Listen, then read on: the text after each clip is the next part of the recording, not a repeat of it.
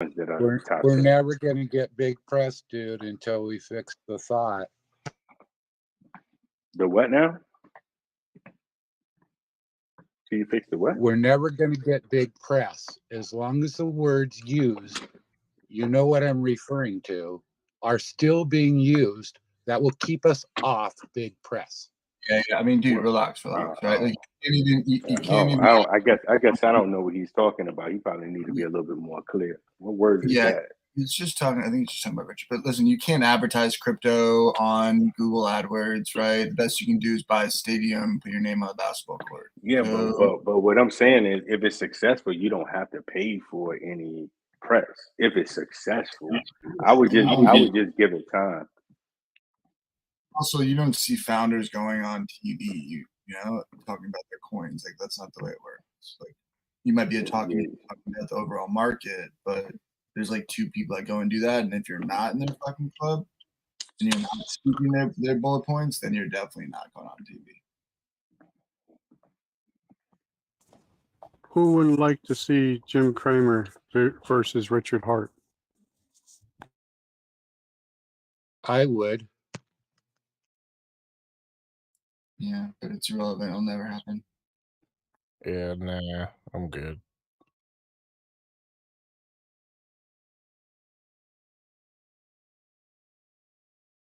I'd rather see Pulsechain fucking launch.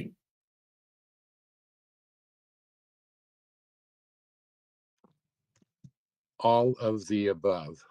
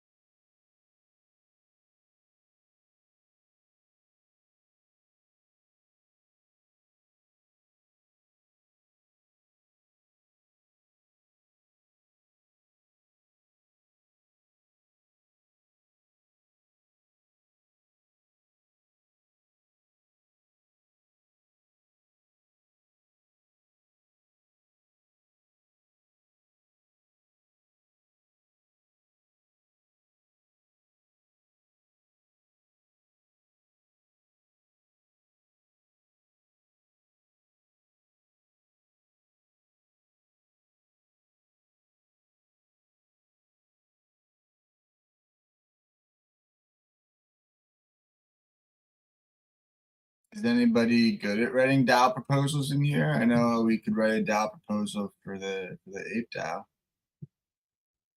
I really want the product to be out before I write something though, because it'll just get shut down. But they're looking for a new chain to make a lot of sense once Pulsechain launches. I thought the DAO proposals were just to launch projects on Pulsechain.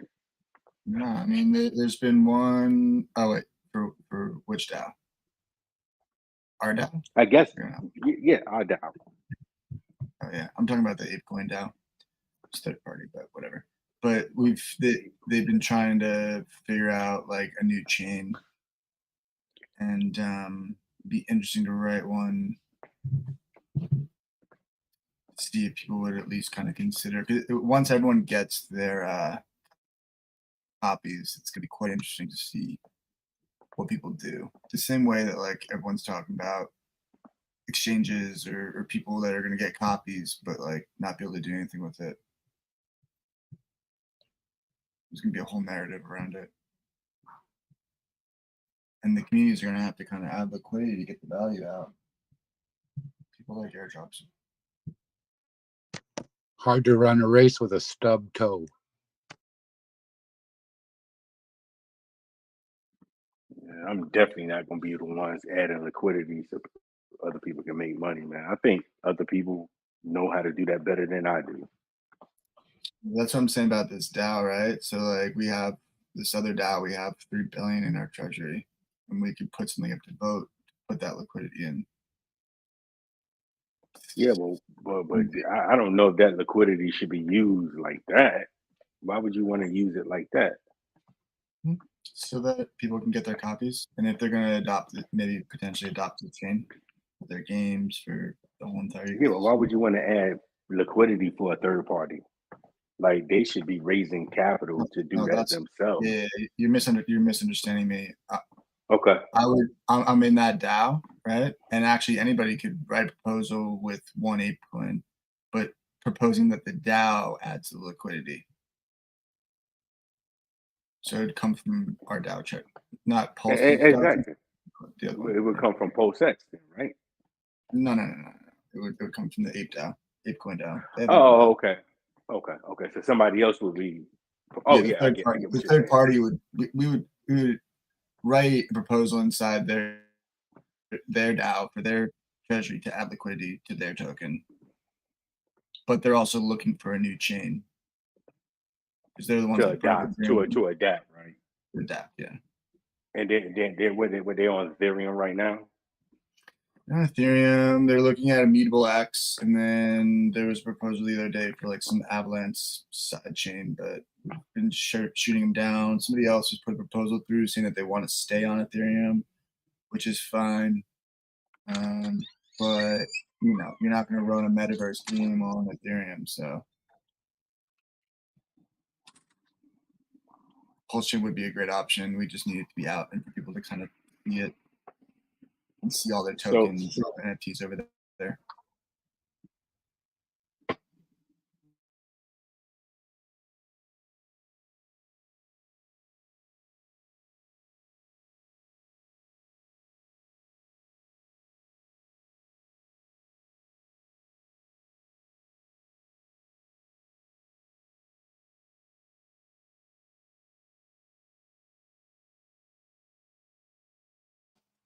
Do you think Pulse will be out by the time PulseCon comes around?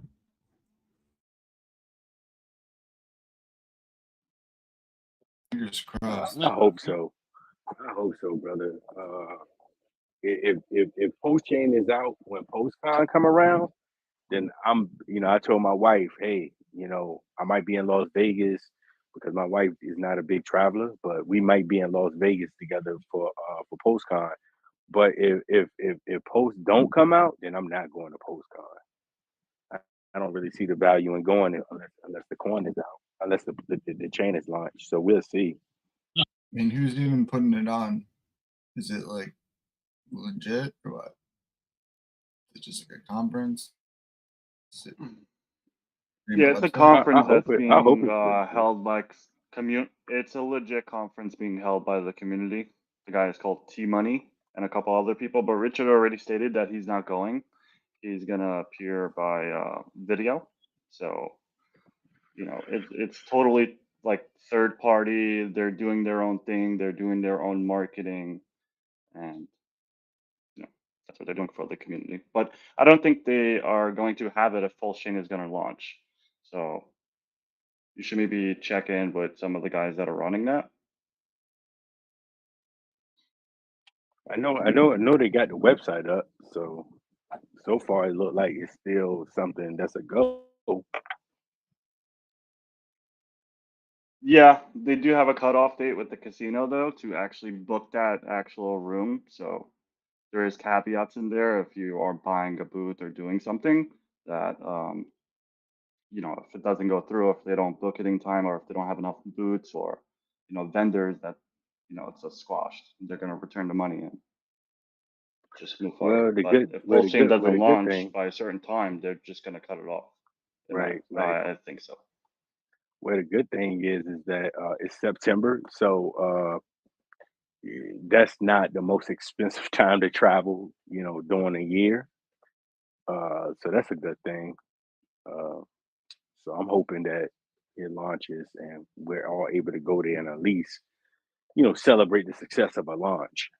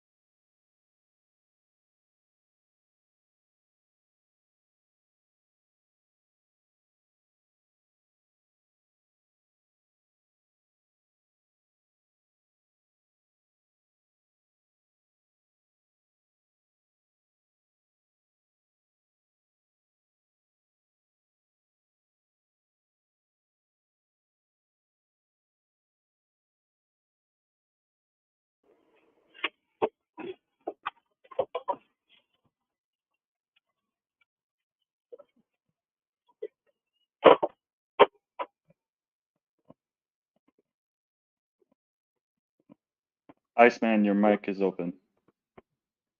You know, I would like to see PulseCon in like Miami. I think that'd be a real good look.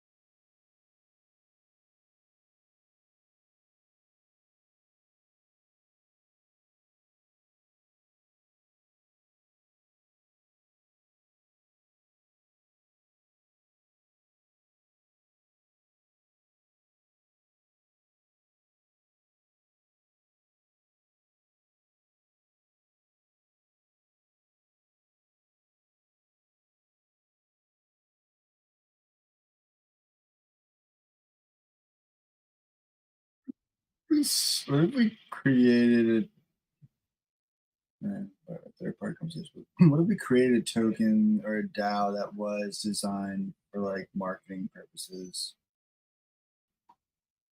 And I wonder if like having, I don't know, it's an interesting experiment to like have like a community run marketing. Like, what if it was more focused? And like when there's guys that are being like, send me Ethereum so we can get him on the Logan Paul show. It's like, it's fucking dumb. The mailers seem to work, even though people think it's a little bit scammy. The NASCAR, whatever. Yeah.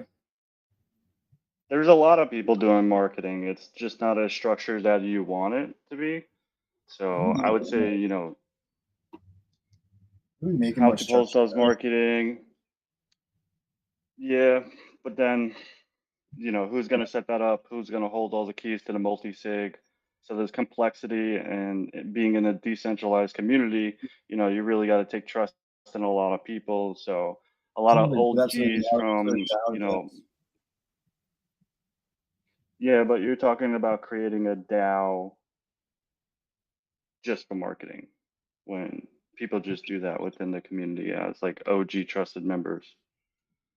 When the chain comes out, I'm pretty sure you'll see proposals on PulseX for marketing and all that jazz. But again, you still don't know who is behind it. So basically, you're gonna go to the same people that's doing it right now in the manner that's working, and you know, basically based on whatever they think is good, right? What I'm kind of saying is you kind of got to just take the lead yourself, because it's kind of hard to, you know, lay things out, especially here, and especially when you're talking about creating a token, you know, that's just like off topic. So I would just say, you know, kind of think it out a little bit more, you know, in detail, and then, you know, possibly, you know, it could throw be that an out for NFT. PulseX. It could easily be maybe even like an early Pulsechain NFT collection or project where a certain amount of the treasury goes back to marketing or something like that. It's actually a better idea.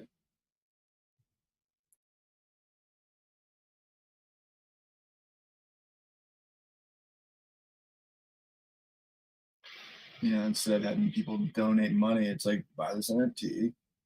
This is showing that you know, bought a hex badge or a heart badge. And then this amount of the treasury goes back to marketing. This percentage goes to admins. Send it.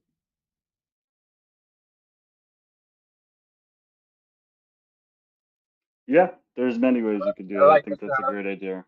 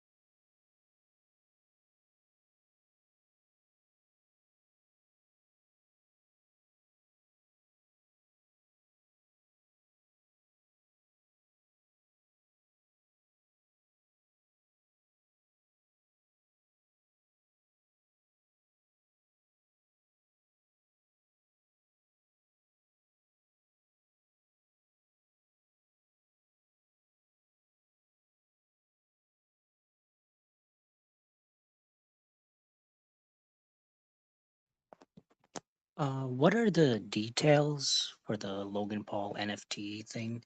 Is it like an auction, or is there a price that you can just buy? You could go you could go follow Motley Investor on Twitter, but you should do your own research before you go down that route. So I wouldn't advise anybody to send anything anywhere. Hey, Captain, how you No, doing today, bud?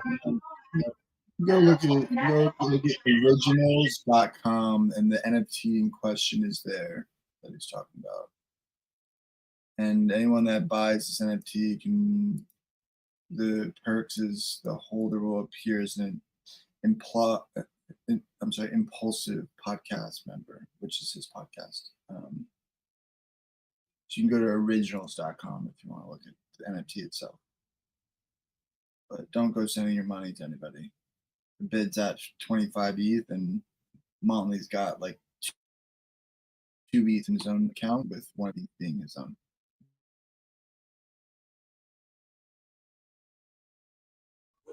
He's got 13 ETH in there right now.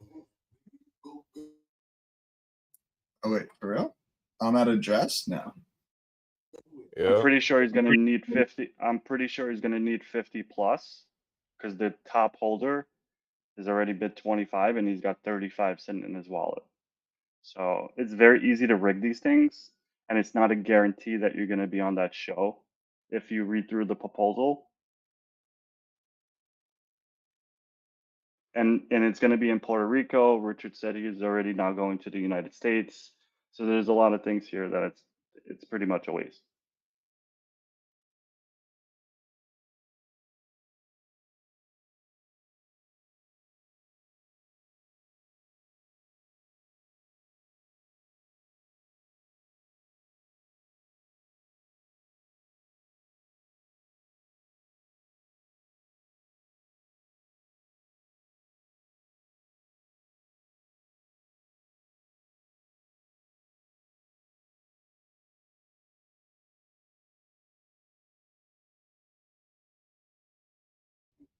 Looks like 10 Ethereum was from looking to Hex. I don't know, is that Gerardo?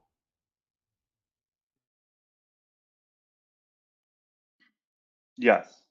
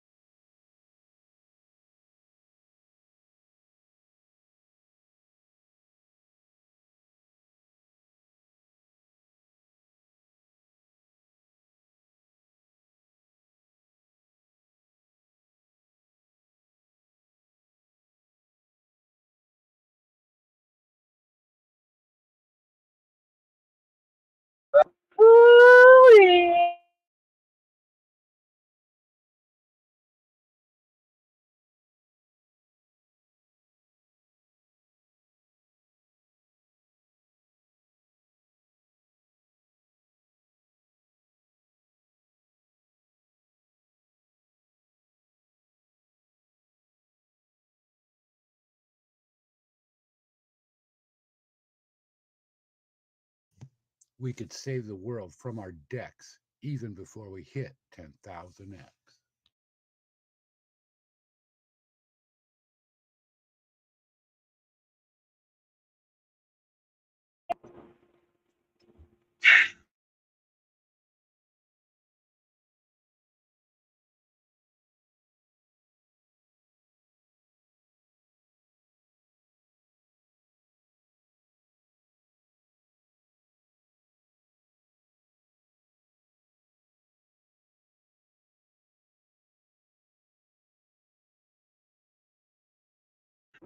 Today's been a freaking crazy day so far. I've had a crazy day. Normally, when crazy days happen, like really good things are right around the corner.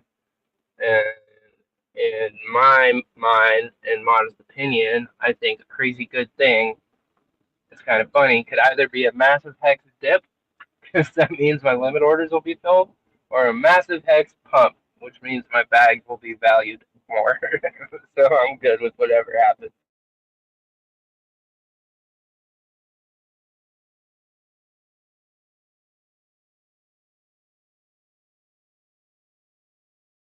Nice TA, I like it. Yeah, you like that? Very in-depth analysis. I did like 10 push-ups this morning. So all 10? That you should be doing more than that. I know, Jiggy, but it's a start. I can do 10. You should be doing 30 minimum. Challenge accepted. Talk to me tomorrow. Get my gains up. Only push-ups if I fall on the ground. Oh, you see, did you get off work? They let you off work this afternoon, huh? On Saturday, you should be relaxing with your motor, that motor. I forgot about your motor. Your trolling motor. Illuminati Downing. Downing give us 15 and count them off.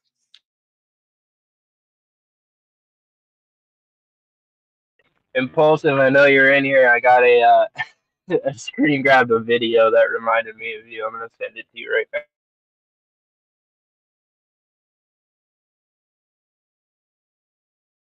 Send it. I just did. I don't. It'll make sense. It reminded me of. I don't react like this guy does in this video, but just the cops and the whole situation. It's wonderful.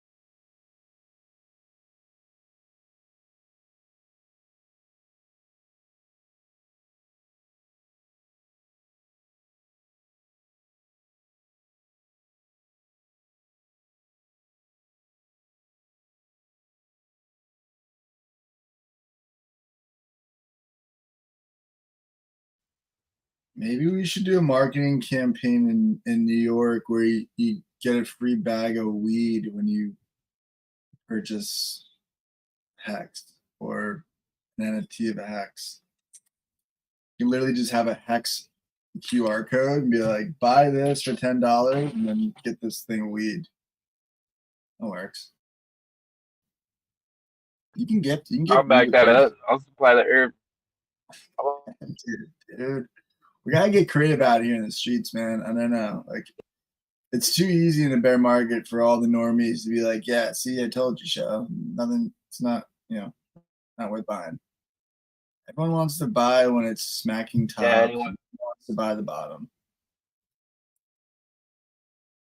Anyone can talk shit when it's bottomed out. It's all when it's down, and then you look back and say, I told you so. For sure. And then when they're poor and everyone's ripping, like, damn it, I should have bought.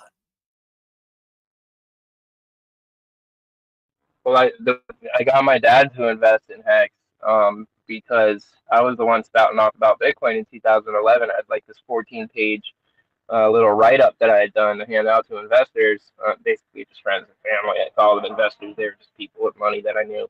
And so, anyways, I was showing that to him. He saw me working on it. He saw me mining. Saw me doing my thing. And then he saw it go to 60K. And when I told him about Hex, and I was like, I have as much passion and faith in this as I did in Bit back then. And I sent him that 14-page write up that I had written up, and he was like, all right, I'm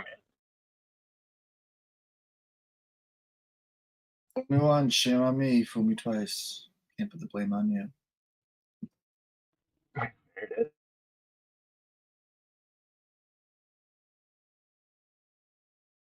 Does anybody remember, do 501c3s, are they required to dump any crypto they get as a donation?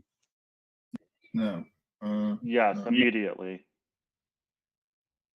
No. Really? No. Yes, they're not allowed to hold assets. They dump it immediately. That's why Sen's organization didn't take X, because they would have to dump it immediately.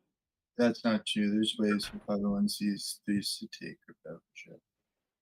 There's probably ways around it because I donated Bitcoin to Barrett Brown when he got arrested, and I donated Bitcoin to Ross Ulbricht's not for profit as well. That was a few years back. Yeah. The Barrett Brown thing was a bomb. They might actually, I guess, like on the balance sheet, right? They hold it for maybe USDC, or maybe they don't want the volatility, so they're dumping. But there's no like law that says that they can't hold cryptocurrency.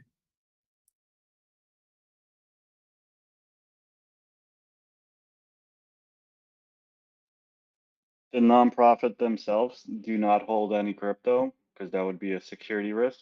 And since they're a nonprofit helping the public, they would need that money on the books. That's why they take donations. So whatever crypto they get, they wouldn't store it or want to store it as a security risk. So they would just dump it right away, get the cash, and send it to their bank account. They don't hold assets or speculative assets.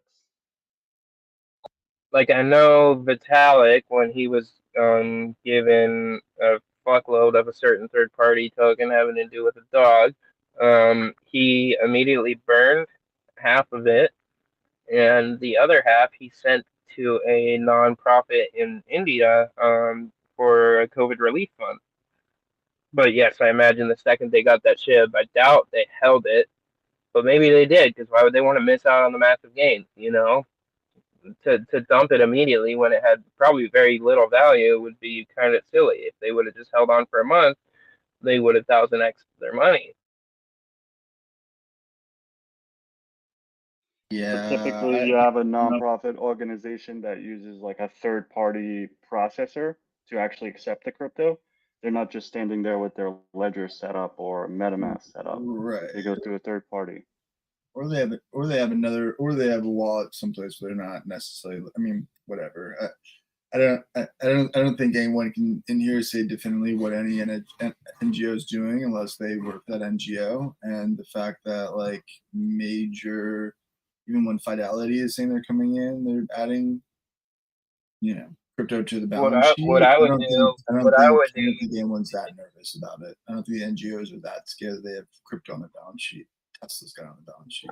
I would have somebody that's on the payroll that I trust. If I was running the nonprofit, the second I get the crypto, I would have them all buy it from me at market value, knowing full well that they're going to hold it until it, gains value, and then donate it right back, because then everybody wins. That person who holds and gains the value donates, they get a write off. The 501c3 gets more money, and it's all good.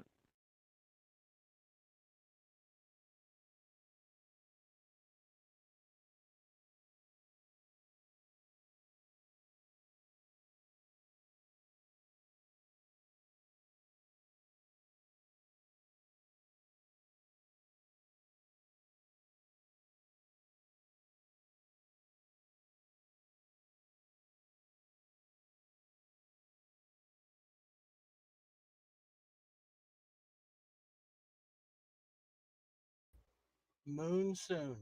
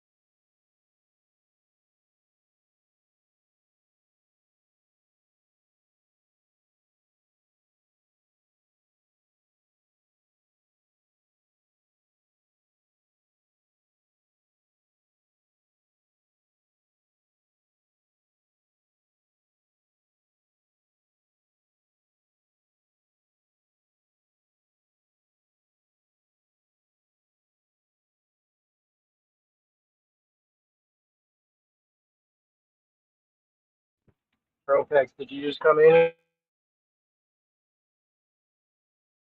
Yeah. So I had a question regarding the the write function. Sorry, the writing function on the contract, the smart contract for Hex. You know how you can interact with it through Etherscan, and you have the ability to actually end a stake through that. And when you go to do so, I understand the hearts calculation, the state, blah, blah, blah. What I don't understand is how to find the stake ID. So when you go to run the mstake function, it asks for the stake ID. And I'm not sure how to find that. And I was wondering if maybe you could help.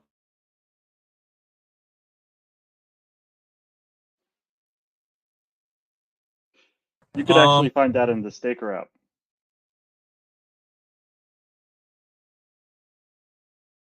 Yeah, I was gonna say it's listed in a few places. I'm trying to think. StakerApp's one. I'm sure some of the other places have it too, but you can also run the lists. I think there's some kind of a list function if you go on the read side that'll list out your stakes that you have. Okay, by public ad.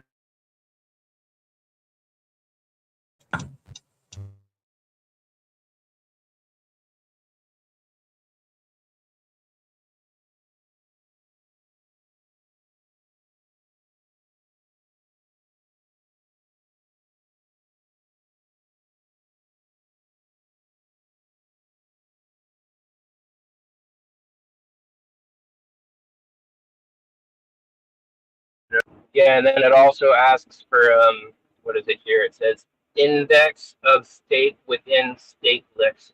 I was wondering what that number is there. So the stake ID, I assume I can figure out here pretty soon. But the index of stake within stake list, does that mean like basically which number, you know, out of the list of stakes that you have? It doesn't have anything to do with anyone else except, you know, your public address. Yeah, that's right. So, right, all the stakes have their unique stake ID, and that's like a global thing, right? So no one can have the same stake ID as you, right? They're all different. Yep. But then you have a short list of stakes that belong to you, and they're just indexed, right? They're just put in order. And they just list. Yep.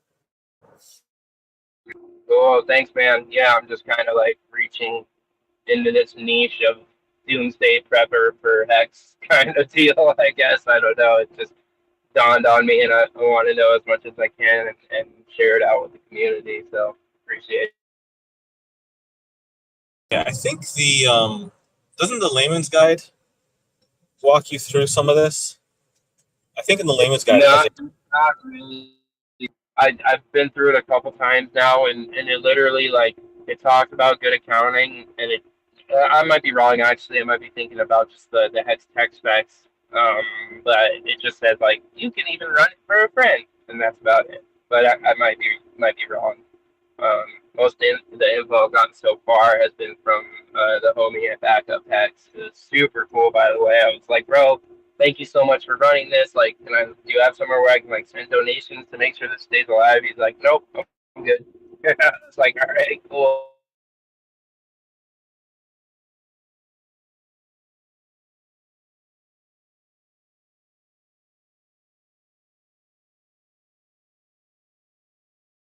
Yeah, I think that's a nice thing. If a lot of these websites, especially the ones that got created early, um, there are people who bought Hex early, so that I'm sure they're doing just fine with keeping up the maintenance on the servers. Yeah, absolutely. And yeah, like I want to do things like, just as backups. Like for example, the stake I'm going to set up for my nephew. I want to have like, or even for myself, for example, like send my sister a wallet with some Pulse in it, along with my public address, so that if God forbid something happens, or like I'm out of town or disappear for a little bit or anything, like she can have instructions on how to go in and my stake or good account my stake for me and have the funds to do so. Yeah. Oh yeah, that's kind of smart actually. Setting aside some funds so someone else can enter stake or do the good accounting, even if they're maybe not into crypto much. Exactly. Just send her a hardware wallet preloaded with funds and a little write up. How to run good accounting, like a thumb drive with a write up and my public address is on. Just so it'll be simple as hell.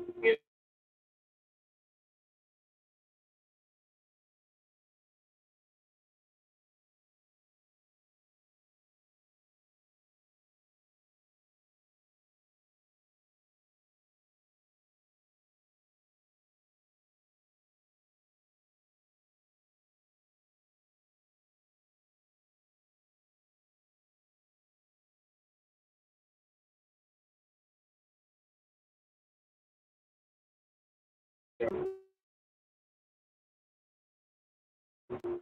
also been wondering because I know Richard mentioned that he said something along the lines of like Vitalik fucked us by rewriting the code for interacting with the contract for the end stake function, which made the gas fees be a lot more. And so since we have Pulsechain coming, like do we not now don't we have option like rewriting that rewrite to make the end stake calculation even cheaper?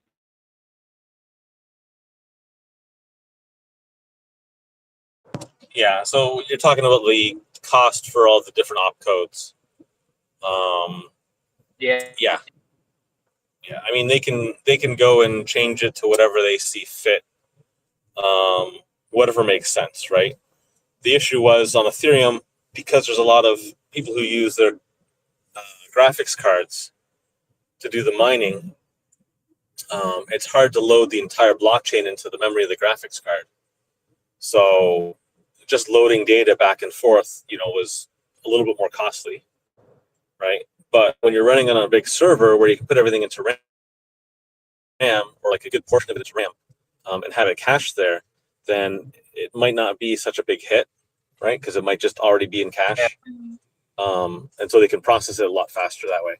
So yeah, theoretically they can go in and figure out what that cost should be on the server, and maybe it's cheaper than what it's set to now. It probably is cheaper, but I mean that's a whole other question of gas costs, what they should actually be, or what its opcode cost should be, and yeah. And that's the thing too. It's not like Hex's price and more specifically inflation relies on gas fees whatsoever. It's literally just a stick in the mud. It's like it's something that's in the way. I don't think by changing the calculation for the end stake that you would be affecting the hex price in any way, shape, or form.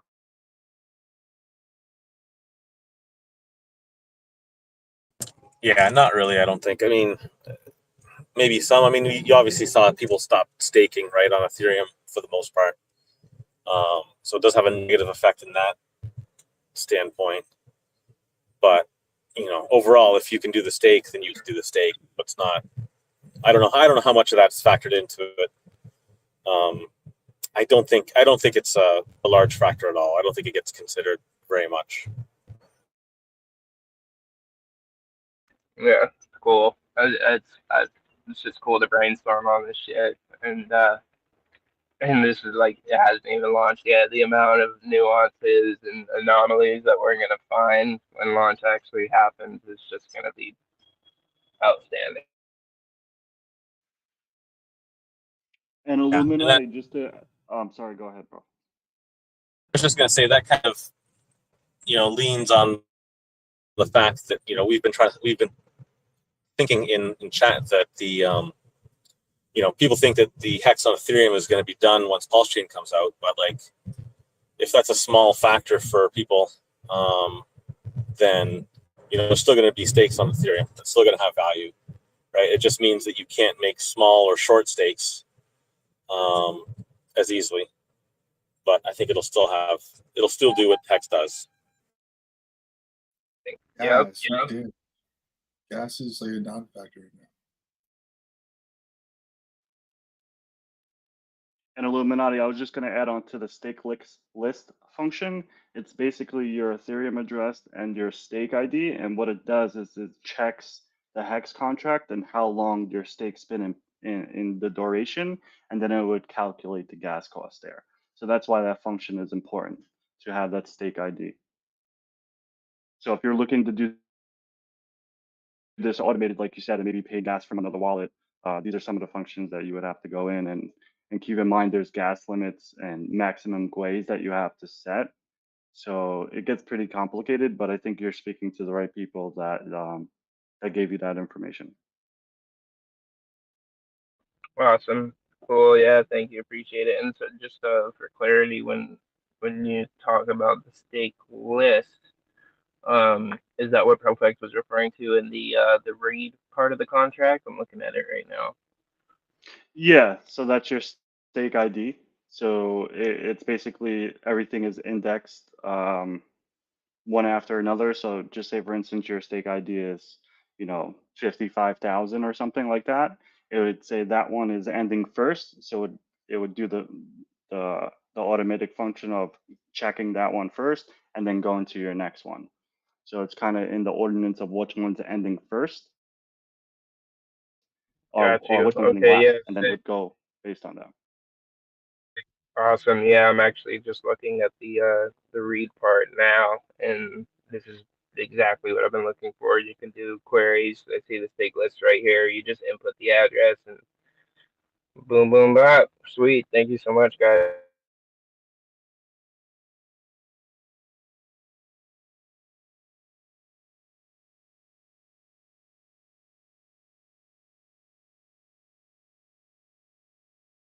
Yeah, I'm thinking about just starting a channel for basic, not basic, I guess, but like pretty much like crypto doomsday preppers, I guess is what it would be. I was talking to this security guard at a pot clinic that I was doing an internet install for, and was telling him about crypto, and he was just like, no. He like was in the military. He's like, all it takes is one EMP and it's all over. And I'm like, I don't know if that's exactly how it works, but like, it would still be nice to be prepared for if everything were to go to shit, and it really wouldn't. Like, I'm not doing anything better with my life than binging Stranger Things for the past week. Like, I can put some shit together for sure.